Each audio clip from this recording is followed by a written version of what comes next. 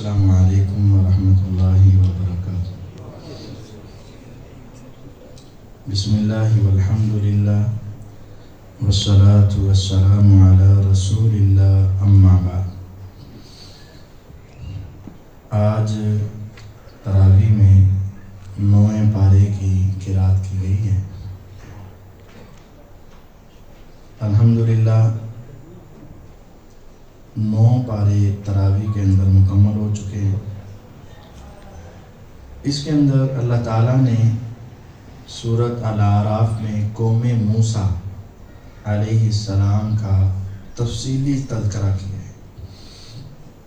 موسیٰ علیہ السلام فرعون کے پاس گئے اور جا کر کہا، انی رسول من رب العالمین، میں رب العالمین کا بھیجا ہوا پیغمبر ہوں، اور میں اللہ کے بارے میں صرف سچ ہی کہتا ہوں، اللہ کا نام لے کر جھوٹ نہیں بولتا میں۔ تو میں تمہارے پاس وعدے دلیل بھی لے کر آیا ہوں، تو آپ ایسا کرو، بنی اسرائیل کو جو تم نے غلام بنا رکھا ہے اس کو چھوڑ دو۔ تو فرعون آگے سے کہنے لگا کہ اگر تیرے پاس تیری نبوت کی کوئی دلیل، کوئی معجزہ ہے تو دکھا۔ موسیٰ علیہ السلام نے اپنا وہ عصا، لاٹھی پھینکی تو وہ اژدہا بن گئی، اور اپنا ہاتھ ایسے اپنی بغل میں دیا اور باہر نکالا تو ہاتھ چمکنے لگ گیا۔ تو جو فرعون کے سیکٹری تھے نا، وہ کہنے لگے، اے فرعون، ان ھذا لساحر علیم، یہ تو بڑا ماہر جادوگر ہے، جادوگر۔ بجائے اس کے کہ وہ معجزہ دیکھ کر مانتے، انہوں نے پیغمبر کو کیا کہہ دیا؟ جادوگر۔ یہ تو جادو ہے۔ کبھی ایسا ہوا ہے کہ لاٹھی سانپ بن جائے اور ہاتھ ایک دم سے چمکدار ہو جائے؟ یہ ہوتا ہے؟ یہ جادو ہے۔ تو پھر فرعون نے کہا کہ اب کیا کرنا چاہیے، یہ کیوں جادو کر رہا ہے؟ وہ کہنے لگے کہ یہ جادو کے ذریعے تمہیں یہاں سے نکالنا چاہتا ہے اور اپنی حکومت قائم کرنا چاہتا ہے، تو اب کیا کریں؟ تو ساتھی اس کے کہنے لگے، ارجع واخاہ وارسل فی المدائن حاشرین، اس کو ذرا مہلت دے دے اور تو بھی اس کے مقابلے کے جادوگر اکٹھے کر لے، جادو کا مقابلہ جادو سے ہوگا۔ اس نے ایسا کیا کہ پوری اپنی سلطنت سے ماہر قسم کے، اعلیٰ قسم کے جادوگر سارے اکٹھے کر لیے۔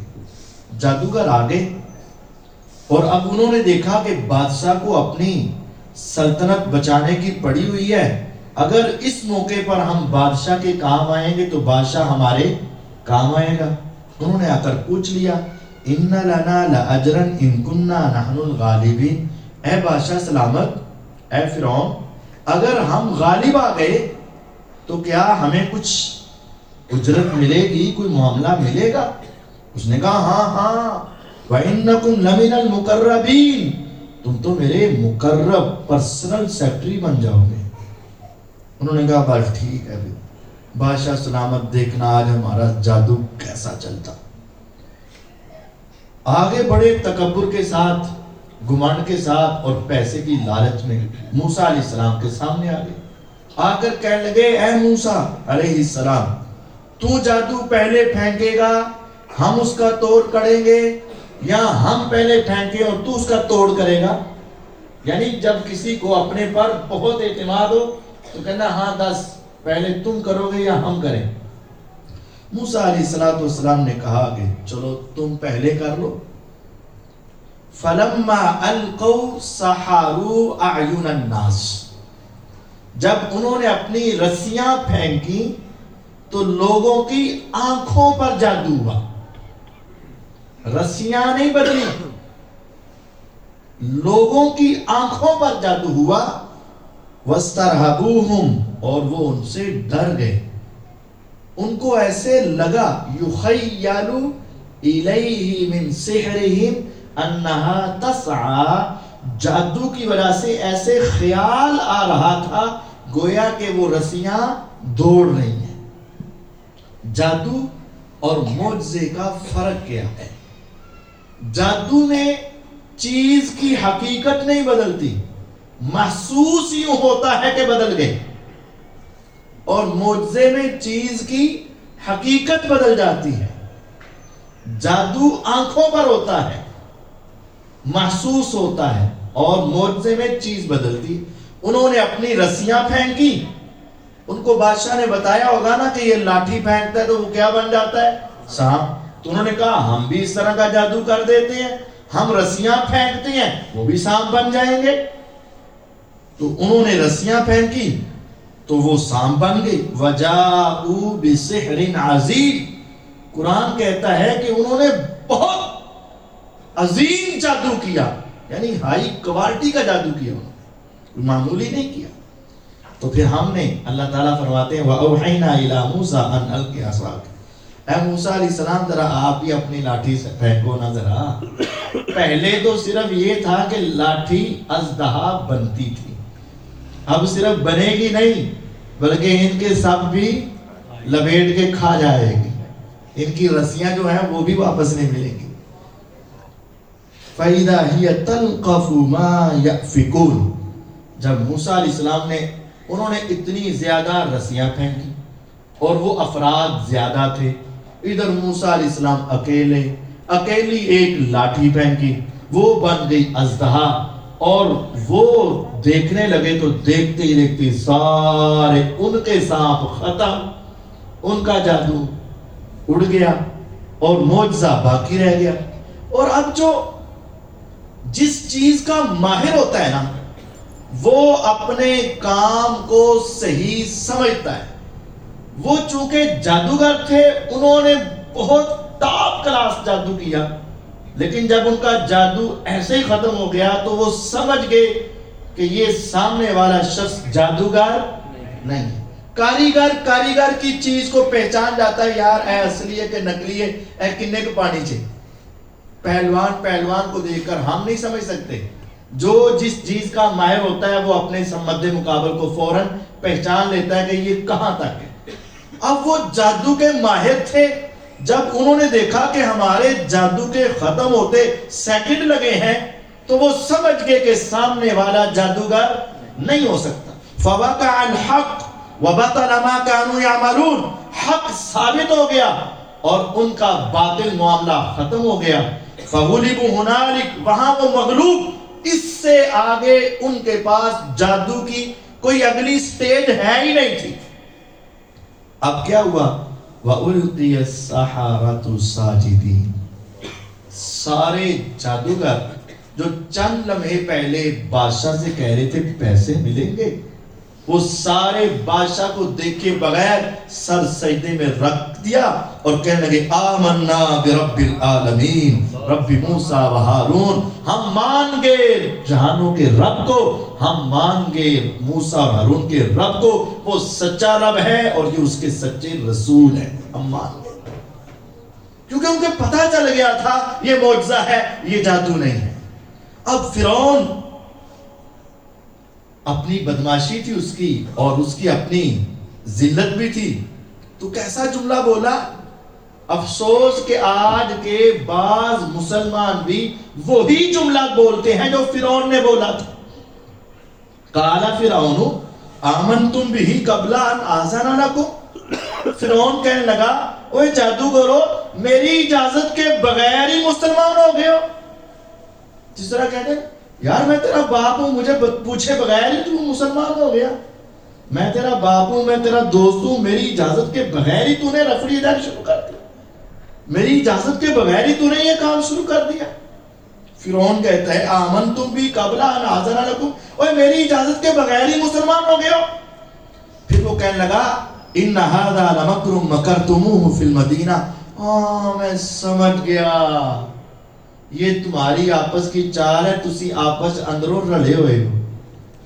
اور 19ویں پارے میں کہتا ہے انہو لکبیرکم الذی علمکم السحر، ہاں مجھے سمجھ آ گئی، یہ موسیٰ علیہ السلام نعوذ باللہ کہتا ہے وہ منہ پتا چل رہا ہے یہ تو تمہارا استاد ہے، یہ تو تم سارے آپس میں رلے ہوئے ہو، یہ تو تمہارا استاد ہے۔ اب غصے میں آ گیا، کہنے لگا لَأُقَطِّعَنَّ أَيْدِيَكُمْ وَأَرْجُلَكُمْ مِنْ خِلَافٍ، میں تمہارے مخالف سمت سے ہاتھ اور پاؤں بڑے برے طریقے سے کاٹ دوں گا، اتار دوں گا. صرف اتاروں گا نہیں بلکہ بڑی اذیت کے ساتھ اتاروں گا. دایاں بازو بائیں ٹانگ اتار دوں گا. ثُمَّ لَأُصَلِّبَنَّكُمْ أَجْمَعِينَ، پھر تمہیں سب کو اونچے اونچے تنوں پر سولی دے دوں گا. ایک ہوتی ہے پھانسی اور ایک ہوتی ہے سولی. سولی اور پھانسی میں فرق ہے. پھانسی کا پھندا گلے میں ڈالا، نیچے سے وہ کوئی چیز کھینچ دی، بندہ لٹک گیا، چند منٹ 3-4 منٹ میں بندہ ختم ہو جاتا ہے. اور پھانسی انسان کو جلدی موت دے دیتی. لیکن جو سولی ہے نا، زندہ بندے کو اونچے درخت کے ساتھ باندھ دیا جاتا ہے اور نیچے سے پتھر، چھریاں، تیر اور اس طرح کی چیزیں پھینک پھینک کے مارا جاتا ہے، اور اتنی دیر تک اس کے اوپر وہ زخم لگتے رہتے ہیں جب تک اس کی جان نہیں نکل جاتی. تو یہ بہت اذیت ناک مرحلہ ہے. تصور کریں، ہاتھ پاؤں باندھے ہوں، چہرے پہ پتھر لگ رہے ہوں، سر پہ پتھر لگ رہے ہوں، چھریاں لگ رہی ہوں، تیر برس رہے ہوں.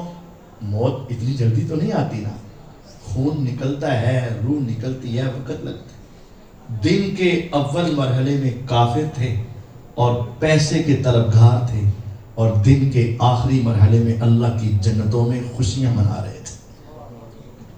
ایمان اس چیز کا جب ان کو پتہ چل گیا نا، تو پھر انہوں نے جب دھمکی دی نا فرعون نے، میں تمہیں قتل کر دوں گا، انہوں نے کہا فَقْضِ مَا أَنْتَ قَاضٍ، تو جو کر سکتا ہے کر لے، انما تقضی هذه الحیات الدنیا، زیادہ سے زیادہ تو کیا کرے گا، ہماری دنیا کا فیصلہ کرے گا نا. لیکن ہم نے تو اپنے رب کو مان لیا اور پہچان لیا ہے، ہمیں اب دنیا میں زندہ رہنے کی ضرورت ہی نہیں. اور ساتھ یہ دعا مانگی، ربنا افرغ علینا صبرا، مولا گھاٹی بڑی مشکل ہے، ہمیں صبر عطا کر دینا. وَتَوَفَّنَا مُسْلِمِينَ، اور ہماری موت آئے تو حالت اسلام میں فرما برداری کی حالت میں موت آئے.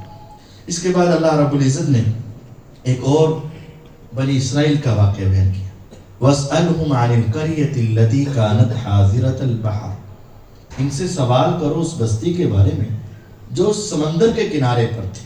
اِذْ يَعْدُونَ فِي السَّبْتِ، یہودیوں کی عبادت کا دن ہے ہفتہ، عیسائیوں کی عبادت کا دن ہے اتوار، اور مسلمانوں کی خاص عبادت کا دن کیا ہے؟ جمعہ. یہودیوں کی خاص عبادت کا دن ہفتہ تھا. ان کو کہا گیا کہ ہفتے والے دن تم نے کام نہیں کرنا.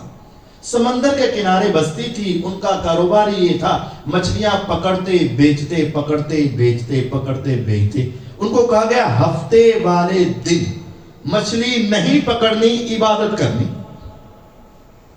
انہوں نے کیا کہا؟ انہوں نے کہا ٹھیک ہے. اب اللہ تعالیٰ نے جب آزمانا تھا، جب ہفتے کا دن آتا تو مچھلیاں خود اچھل اچھل کر، شرعا اچھل اچھل کر ان کے سامنے آتی، اے بھئی اے بھئی آتا نہ پڑیا جائے. وَيَوْمَ لَا يَسْبِتُونَ، اور جب ہفتہ کا دن ختم ہوتا، لا تَأْتِيهِمْ، پورا ہفتہ جال لا کے لب دے رہے، لب دی کوئی نہیں. اب یہ ان کی آزمائش تھی، پورا ہفتہ ملتی نہیں، جب ہفتے کا دن آتا ہے تو سامنے ہاتھ پہ پکڑی جاتی ہے. اب کہا کہ ہفتے کے دن پکڑنی نہیں، باقی دن تم نے ایسا کر. اب جو ہے نا ان کی آزمائش کا وقت آ گیا. اب انہوں نے ہیلا کیا. کیا کیا؟ کہ راضی رہے رحمان بھی، ناراض نہ ہو شیطان بھی. راضی رہے رحمان بھی اور ناراض نہ ہو، اہی دونوں ہی پاسے رکھنے ہیں. اللہ کو کہنا اللہ تعالیٰ سے ہفتے دن نہیں پڑھیاں، اللہ دی قسمیں نہیں پڑھیاں. تو کرنا کیا ہے، ایک حوض بنا لو، جب وہ اس میں آئے تو اوپر سے ڈھکن دے دو، ہاتھ نہیں لایا اتوار نو پڑھا گے. راضی کر دیا رحمان کو اور ناراض نہیں کیا شیطان کو، کام بھی کر لیا. اللہ تعالیٰ نے کہا کہ تم مجھے دھوکہ دینا چاہتے ہو، میرے حکموں کے آگے اپنی عقلیں لڑاتے ہو، حکم کے آگے آ کے اپنی اللہ کے فرمان کے آگے اپنی عقل لڑاتے ہو. اللہ تعالیٰ نے کہا تم بندر کی شکل میں بدل جاؤ, اور ان کے چہرے اللہ نے بندر کی شکلوں میں بدل کے رکھ دی. اب یہ 3 طرح کا گروہ تھا. ایک پکڑتا تھا, ایک نہیں پکڑتا تھا, اور ایک وہ تھا جو ان کو روکتا تھا. اب جو روکنے والے ہیں وہ 2 تھے. ایک روکنے والا ایک تھا, کل 3 گروہ. ایک پکڑ رہا ہے, 2 نہیں پکڑ رہے. اب جو نہیں پکڑ رہے ان میں سے ایک ان کو روکتا ہے, نہ کرو یار, نہ کرو, اللہ ماریں گے. اور تیسرا کہنا چھاٹ, انہیں نہیں پتا, کسی کو کچھ کہو نہیں, اپنا چھیڑو نہیں, کسی کو اپنا چھوڑو نہیں, کسی کو کسی نے کچھ نہیں کہنے کی ضرورت. سارے عقل مند نے, آج کل ہر کو دین ہے, سب نے پتا ہے, کسی نے کچھ کہنے کی ضرورت. انہوں نے کہا یار ہم جب غلطی کو غلطی سمجھتے ہیں تو ہمارا حق ہے کہ ہم اس کو منع کریں. کہتے نہیں, جو جہاں لگا ہے لگا رہنے دو. 3 تھے, ایک پکڑتے تھے, ایک ان کو روکتے تھے, اور تیسرے پکڑتے بھی نہیں اور روکتے بھی نہیں, بلکہ روکنے والوں کو روکتے تھے کہ نہ روکو ان کو. تو عذاب کتنوں پر آئے؟ ایک وہ جو پکڑنے والے ہیں اور ایک وہ جو روکتے نہیں ہیں, ان پر بھی عذاب آ گیا. گناہ کرنا بھی گناہ ہے, اور گناہ سے نہ روکنا بھی, گناہ کو دیکھ کر چپ رہنا بھی گونگا شیطان ہے. گناہ سے روکنا یہ اہل ایمان کی نشانی ہے. اور الحمدللہ ہم جب بھی کوئی غلطی دیکھتے ہیں تو اس سے روکتے ہیں. بعض لوگ کہتے ہیں کہ صاحب چھڑو, تسی کہڑے پاسے لگے ہو, جو جتھے لگا رہے تسی بس اپنے کام نہ کام کرو. ہم کہتے ہیں ہماری ذمہ داری ہے, ہم بتائیں گے یہ صحیح ہے, یہ غلط ہے, یہ ٹھیک ہے, یہ نہیں ٹھیک, یہ ہماری ذمہ داری ہے. کوئی مانے نہ مانے ہم نے بتانا ہے. تو اللہ کا عذاب ان پر بھی آتا ہے جو گناہ کرتے ہیں, اور ان پر بھی آتا ہے جو گناہ دیکھتے تو ہیں لیکن اس سے منع نہیں کرتے, اس پر بھی اللہ کا عذاب آ جاتا ہے. اس کے بعد اللہ تعالیٰ نے اس سورت کے آخر میں فرمایا جن کو یہ پکارتے ہیں, ان الذین تدعون من دون اللہ, جن کو یہ تم پکارتے ہو نا اللہ کے سوا, عباد امثالکم, تمہارے جیسے تو بندے تھے. جب وہ زندہ تھے تمہارے جیسے تھے, کھاتے بھی تھے, پیتے بھی تھے, سوتے بھی تھے, ان کو تکلیف بھی ہوتی تھی, آنکھیں بند کر لیتے نظر نہیں آتا تھا, سو جاتے نظر نہیں آتا تھا, نہیں سنتا تھا, سارا کچھ تمہارے جیسا تھا. جب وہ فوت ہو گئے تم نے ان کو رب بنا دیا. یہ عجیب بات ہے. کوئی دنیا میں اللہ کا کتنا بھی نیک آدمی آج لے آؤ, اس کو کہو ایسے آنکھیں بند کر, جب بند کرے گا اب اس سے پوچھو نظر آ رہے ہیں, نہیں نا نظر آتا. نیک ہو یا بد ہو, آنکھ ایسے بند ہو جائے تو سامنے نظر. تو جب یہ چھوٹا سا پردہ آنکھ کے اوپر زندے کے آ جائے نظر نہیں آتا, تو جب وہ فوت ہو گیا اس وقت بھی اس کی آنکھ بند کر دی گئی, اور پھر اس کو قبر میں اتار دیا گیا, اوپر اس کے کفن ڈال دیا گیا, اس کے اوپر جو ہے سلیپیں رکھ دی گئی, اس کے اوپر مٹی ڈال دی گئی, اس کے اوپر سنگے مرمر لگا دیا گیا, اور اس کے اوپر جو ہے چادریں ڈال دی گئی, اس کے اوپر جو ہے پورا گنبد بنا دیا گیا. اور اب یہ رکشہ روک کر رکتا ہے اور دوروں کیا کرتا ہے, سلام کرتا ہے. کیا ہے وہ اندر سے مجھے, اللہ کے بندے تیرا عقیدہ کتنا مشرکانہ عقیدہ ہو چکا. جن کو تم پکارتے ہو اللہ کے سوا وہ تمہارے جیسے بندے ہیں. وہ زندہ تھے تو آنکھیں بند کر کے نظر نہیں آتا, اور اب فوت ہو گئے آنکھیں بند ہو گئے, اب کیسے نظر آئے گا. فَادْعُوهُمْ فَلْيَسْتَجِيبُوا لَكُمْ, چلو ازما لو, تم پکارو ہاں بنا, قبر سے آواز آتی ہے تمہیں, ان کنتم صادقین, اگر تم سچے ہو تمہاری بات کا جواب دے. پھر اللہ تعالیٰ نے فرمایا کیا ان کے ایسے پاؤں ہیں جس کے ساتھ اب چل سکتے ہو, یا ان کے ہاتھ ہیں کہ پکڑ سکتے ہو, یا ان کی آنکھیں ہیں کہ دیکھ سکتے ہو, یا ان کے کان ہیں کہ سن سکتے ہو. اب نہ وہ دیکھتے ہیں, نہ سنتے ہیں, نہ پکڑتے ہیں, نہ چلتے ہیں, اور تم نے ان کو اپنا رب بنا لیا, ان کو اپنا حاجت روا مشکل کشا بنا لیا. نہیں, ان کو نہیں پکارو, تمہیں چاہیے کہ تم اللہ کو پکارو. اور اس سورت کے آخر میں ایک آیت ہے, اور بڑی اہم آیت ہے, اور اس کو بڑی توجہ سے سمجھنا ہے. وَإِذَا قُرِئَ الْقُرْآنُ فَاسْتَمِعُوا لَهُ وَأَنصِتُوا लअल्लकुम तुरहमून। और जब कुरान पढ़ा जाए तो तुम गौर से सुनो और खामोश रहो ताकि तुम्हारे ऊपर रहम किया जाए।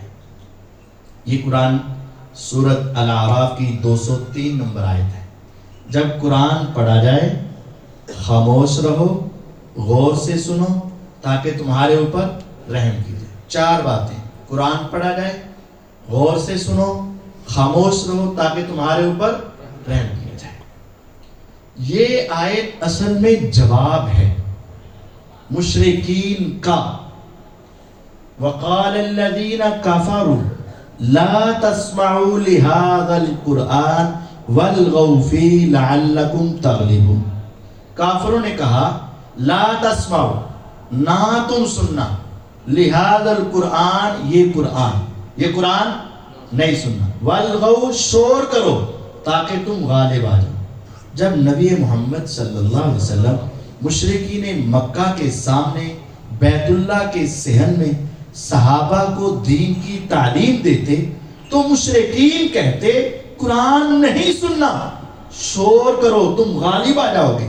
अल्लाह ताला ने अहले ईमान को कहा जब कुरान पढ़ा जाए तो तुमने गौर से सुनना है, खामोश रहना है ताकि तुम्हारे ऊपर रहम किया जाए। उन्होंने कहा कुरान नहीं सुनना, कहा तुम गौर से सुनना। उन्होंने कहा शोर करना है, कहा तुमने शोर नहीं करना। उन्होंने कहा तुम गालिब आ जाओगे, कहा तुम्हारे ऊपर रहम हो जाएगा।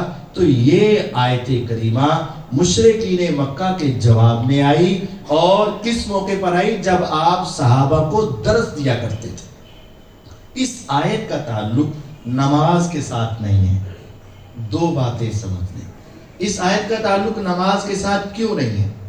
पहली वजह यह है, ये आयत मक्की है, सूरत अल-आराफ मक्का में नाज़िल हुई और बाजमात नमाज इकट्ठे होकर ये मक्का में कभी नहीं हुई। और मदीना के भी पहले साल बाजमात नमाज, दूसरे साल फर्ज हुई है ये नमाज बाजमात। तो ये मक्का में जब आयत नाज़िल हुई उस वक्त तो जमात होती नहीं थी। तो फिर जो कहा गया कुरान गौर से सुनो, वो जमात वालों को नहीं कहा गया बल्कि किनको कहा गया है? दरस सुनने वालों को कहा गया कि गौर से सुनो। दूसरी बात, कुरान मजीद की एक आयत है, हाफिजू अलस सलावाति वस्सलातिल वुस्ता वक़ूमू लिल्लाहि कानितीन। नमाजों की हिफाजत करो, खुसूसन असर की, और उसके सामने फरमा बरदार होकर खड़े हो जाओ। सही बुखारी में है कि जब ये आयत नाज़िल हुई फरमा बरदार होकर खड़े हो जाओ। उससे पहले तक हम नमाज के अंदर भी जरूरत की बात आपस में कर लिया करते थे। कितनी रखते हो गई, ये चीज कहाँ पड़ी हुई है, चल थोड़ा या नाल हो जा, ये नमाज में बातें कर लेते थे। जब ये आयत नाज़िल हुई ना, वक़ूमू लिल्लाहि कानितीन, उसके बाद हमें नमाज में बातें करने से रोक दिया गया। अब गौर करें, एक आयत मक्का में नाज़िल हुई, उस आयत के कई साल बाद तक सहाबा नमाज में क्या करते रहे? बातें करते रहे। और फिर दूसरी आयत नाज़िल हुई तो बातें खत्म हुई। इसका मतलब वो आयत जो पहले नाज़िल हुई थी उस आयत ने नमाजी को नमाज में बात से भी नहीं रोका। अगर रोका होता तो सहाबा बातें ना करते। तो जो आयत नमाजी को बात से ना रोके, क्या वो आयत सूरह फातिहा से रोक देगी? हमारे कुछ दोस्तों के ज़हन में ये है, कुरान में आया है कि जब कुरान पढ़ा जाए खामोशी से सुनो ताकि तुम्हारे ऊपर रहम किया जाए, लिहाजा हम इमाम के पीछे सूरह फातिहा नहीं पढ़ते। उनकी जनाब में गुजारिश ये है कि रसूलुल्लाह सल्लल्लाहु अलैहि वसल्लम इस आयत को सबसे ज़्यादा जानते थे। इसके बावजूद आपने ये हुक्म दिया है कि जिसने नमाज में सूरह फातिहा ना पढ़ी उसकी नमाज नहीं है। और ये सहाबी उबादा बिन सामित रज़ी अल्लाह अन्हु अपने कानों से हदीस सुनते हैं और अबू दाऊद की हदीस है, फजर की नमाज से 1 रकत लेट हो गए तो उन्होंने आकर अपनी नमाज में सूरह फातिहा पीछे पढ़ी। फजर मुक्तदी ऊंची किरात, पीछे उन्होंने फातिहा पढ़ी। ساتھ والے نے نماز کے بعد پوچھا کہ آپ نے فاتحہ پڑھی؟ انہوں نے کہا ہاں اللہ کی قسم میں نے اپنے کانوں سے اپنے محبوب محمد الرسول اللہ صلی اللہ علیہ وسلم کی حدیث سنی ہے، وہ کہتے تھے جس نے نماز میں سورہ فاتحہ نہ پڑھی اس کی نماز نہیں، اس وجہ سے میں نے نماز میں فاتحہ پڑھی ہے۔ فجر کی نماز میں اونچی والی قرات میں امام کے پیچھے صحابی پڑھ رہے ہیں اور دلیل وہی دے رہے ہیں کہ محمد الرسول اللہ صلی اللہ علیہ وسلم نے فرمایا اس کے بغیر نماز نہیں۔ اچھا میں اب آپ کو ایک عقلی طور پر بات سمجھاتا ہوں، دو آخری بات، آج 5 منٹ زیادہ ہو رہے ہیں تو معاف کر دیجئے گا، 2 باتیں صرف کر کے اپنی بات ختم۔ ایک ہے آیت کے الفاظ، وہ سمجھانا چاہتا ہوں۔ آیت کے اندر جو لفظ آیا نا وَإِذَا قُرِئَ الْقُرْآنُ فَاسْتَمِعُوا لَهُ وَأَنصِتُوا، انصتوا خاموش رہو۔ خاموشی کے کئی درجات ہیں۔ ایک خاموشی یہ ہے کہ آواز نہ آئے تو یہ خاموشی ہے، چاہے آپ منہ میں پڑھتے رہیں، اور ایک خاموشی یہ ہے کہ زبان بند، یہ بھی خاموشی ہے۔ انصتوا عربی زبان میں آپ عربی ڈکشنری میں دیکھیں کہ انصتوا کس کے لیے بولا جاتا ہے؟ کیا زبان بندی کے لیے بولا جاتا ہے یا شور کے مقابلے میں آواز نہ آنے پر بولا جاتا ہے؟ اب یہ ہمیں حدیث سے پتہ چلتا ہے کہ انصتوا کا معنی زبان بند نہیں ہے، انصتوا کا معنی ہوتا ہے آواز بند۔ ایک ہے زبان بند اور ایک ہے جیسے آپ خاموشی سے سن رہے ہیں، لیکن کچھ بھائی اب بھی بیٹھے منہ میں کیا کر رہے ہوتے ہیں؟ ذکر کر رہے ہوتے ہیں، لیکن ان کی آواز نہیں آ رہی، تو ہم کہیں گے یہ خاموش بیٹھے ہیں، لیکن ان کی زبان۔ عربی کے اندر انصتوا جو ہے وہ آواز بند کے لیے آتا ہے، زبان بند کے لیے نہیں آتا۔ دلیل کیا ہے؟ دلیل یہ ہے جامع ترمذی، مسند سنن ابی داود، سنن نسائی، 3 حدیث کی کتابوں میں یہ روایت ہے۔ رسول اللہ صلی اللہ علیہ وسلم فرماتے ہیں جو شخص جمعہ پڑھنے کے لیے آیا، جمعہ پڑھنے کے لیے آیا، خاموش رہا، امام کے قریب بیٹھا، حتیٰ کہ نماز پڑھ کے چلا گیا، اس کی خاموشی نماز کے ختم ہونے تک ہوئی، تو اللہ تعالیٰ اس کے 10 دنوں کے گناہ معاف کر دے گا۔ یہ لفظ ہے ثم انصت۔ ابھی آپ درس کے بعد حدیث حوالہ عربی دیکھنا چاہیں تو میں ادھر ہوں، وہاں لفظ ہے جو شخص جمعہ پڑھنے کے لیے آیا پھر وہ انصاتا، یہاں جو ہے فانصتوا انصاتا، خاموش رہا، امام کے قریب بیٹھا۔ کتنی دیر تک خاموش رہا؟ حتیٰ کہ اس نے جمعے کی نماز پڑھ لی تو اس کے 10 دن کے گناہ معاف ہوں گے۔ اب انصاتا کو سمجھیں، اگر کوئی شخص کہے کہ اس کا معنی زبان بند ہے، اس کا مطلب ہے وہ جمعے کی نماز میں پھر کچھ بھی، اللہ اکبر بھی، سبحان ربی العظیم بھی، سبحان ربی الاعلیٰ بھی، حالانکہ یہ تو ہر بندہ کہتا ہے، ہر عالم کہتا ہے، فاتحہ پڑھے نہ پڑھے لیکن باقی سارا کچھ تو ہم کہتے ہیں اگر میں اس حدیث پر عمل کرنا چاہتا ہوں تو میں کیسے کروں گا؟ کسی کا صاحب کے پاس جا کے پوچھے، وہ کہیں گے منہ میں پڑھ لے ربی اعلیٰ، سبحان ربی العظیم، سبحان ربی اعلیٰ، ان کو کہہ صاحب انصاتا لفظ ہے، وہ کہیں گے پھیری منہ جو پڑھ۔ تو اگر وہاں انصاتا لفظ ہو تو اس کا معنی ہے آواز بند، لیکن منہ میں پڑھو۔